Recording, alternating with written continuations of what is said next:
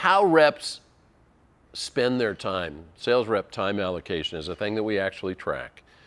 And it's been pretty consistent over the last several years. 35% of reps' time is selling time, and all the rest is other stuff, travel and research and lead gen and meetings and follow-up and all that stuff. And 20% of reps' time is spent on researching accounts and generating leads. Yes, but if you think about it, that's a full day out of every week that you're not calling on somebody. You're not saying it's not important, but are there other ways you could do that? So now sales intelligence systems and sales knowledge management and content management, all these other things are happening to try and free up some of that time to contribute to selling time.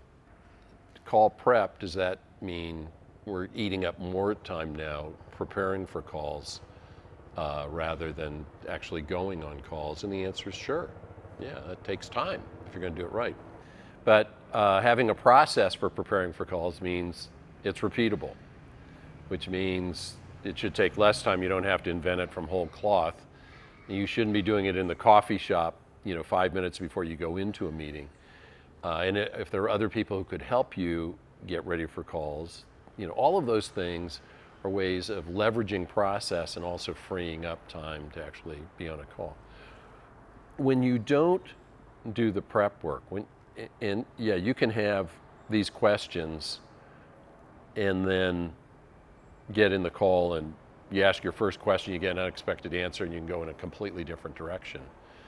But too often you don't have these, and you go into a call and you have some notion in mind, and while the person's talking to you, you're thinking about your next question. They'll say something, and that will get you thinking about, oh yeah, I could, and now you're drifting off over here, and they're talking to you, but you're flying around the room somewhere thinking about your next question, and you miss a lot of that. And frankly, I talked about this earlier, you're not being present.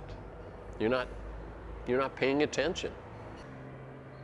One of the tests that I love to ask people, have you ever had this experience? You go into a meeting for the first time, meet key buying influence, you're meeting for the first time.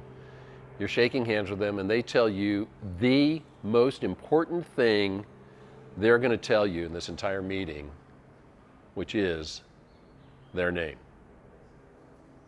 And you're so busy thinking about the first thing you want to ask them that you didn't get it and have already forgotten their name before you let go of their hand. I've asked you ever do that? It's happened to everybody. I mean, it's happened to me. Everybody's done it. And then then you start throwing business cards. Well, here, let me, and you start looking for their business card, or you start looking for trophies on the wall or whatever, because you just weren't paying attention. Okay? Now, that's just a simple thing. But when you are actually getting into a meeting and you're getting into a sales cycle and you're pursuing an opportunity, there are lots of things that could happen.